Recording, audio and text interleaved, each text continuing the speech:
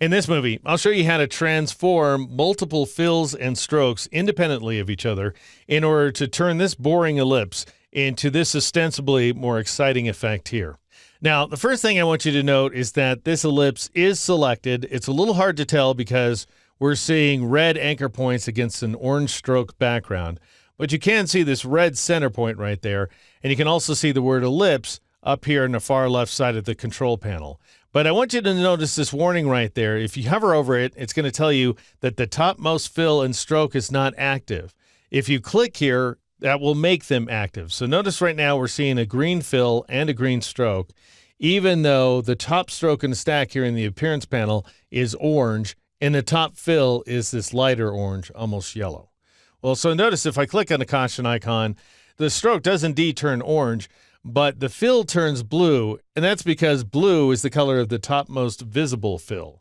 So I just want you to know what's going on where that little caution icon is concerned. What I'm going to do is turn on all the fills like so, and I'm also going to change all the strokes to a line weight of just 12 points because I like how the effect looks better that way. And now I'm going to go ahead and drag the orange fill down so that all the fills are grouped together, and I'm going to select that orange fill.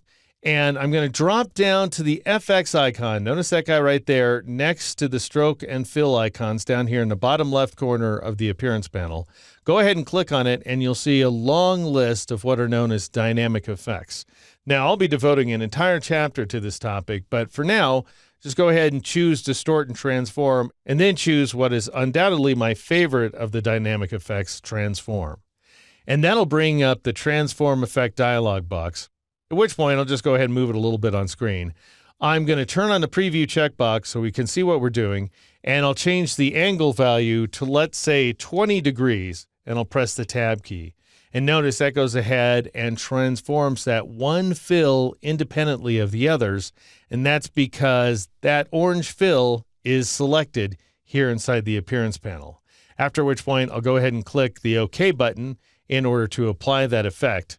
All right, now I want to do something similar for the green fill, so I'll go ahead and click it in order to select it, and then I'll drop down to the FX icon once again, choose Distort and Transform, choose Transform, and then this time I'll just dial in a value of negative 20 degrees. Notice we're not seeing a preview, and that's because the preview checkbox automatically turns itself off every single time, which means that you have to turn it on in order to invoke that effect on screen, after which point you can click OK in order to apply that effect.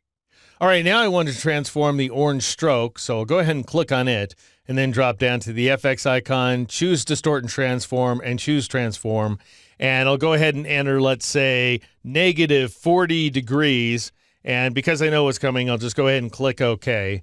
Oh, but actually, I got that wrong. What happens if I decide that's not really the degree of rotation I want to apply? Well, then notice the stroke attribute right here. It has a little triangle in front of it, which indicates that you can twirl it open in order to see an opacity option if you want to adjust that, but you also have this transform effect. And you're only going to see that if you've applied the effect. Notice if I twirl open the green stroke, there is no transform because I have not applied a transform effect at this point. So I'll just go ahead and click on Transform in order to bring back up that Transform Effect dialog box. I'll turn on the preview this time to make sure I do this right. And then I'll get rid of the minus sign and press the Tab key. And sure enough, there's where I want the stroke to be, at which point I'll click OK in order to apply that effect. Now, you can duplicate these guys if you want to from one attribute to another. And you do that by dragging and dropping. So if you just drag and drop Transform from the orange stroke to the green one, then you'll just go ahead and rotate the green stroke instead of the orange one. That's not what I want to do, so I'll press Control-Z or Command-Z on the Mac to undo that change. And instead what you do is you press the Alt key or the Option key on the Mac, and then you drag, transform, and drop it onto the stroke, like so. And that will go ahead and transform the green stroke as well. The reason we can't see it is it's underneath the orange stroke, and I can show you that's the case by turning the orange stroke off for a moment. So there's the green stroke right under the orange one. If I want to change it to the opposite direction, then I'll go ahead and click on its transform, and I'll enter a minus sign this time around, turn on the preview checkbox to make sure I've done it right, and click OK. All right, now I'll just go ahead and twirl both of these guys closed, And I actually want the green stroke to be on top, so I'll just go ahead and drag it and drop it on top. I also want the green fill to be on top of the orange fill, so I'll go ahead and drag it and drop it upward as well. And you can drag and drop multiple attributes at a time. For example, I could click on this stroke, shift-click on this one, and drag and drop them all below the fills if I prefer them to work that way. Or if things are non-sequential, I could click on one fill and then Control or Command click on another, and then Control or Command click on another one like so, and then drag them and drop them down.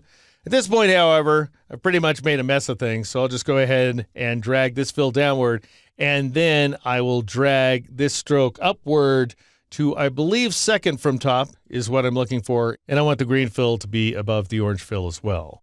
That's how you transform, by which I mean scale, rotate, or move one fill or stroke attribute independently of the others using the transform effect here inside the appearance panel.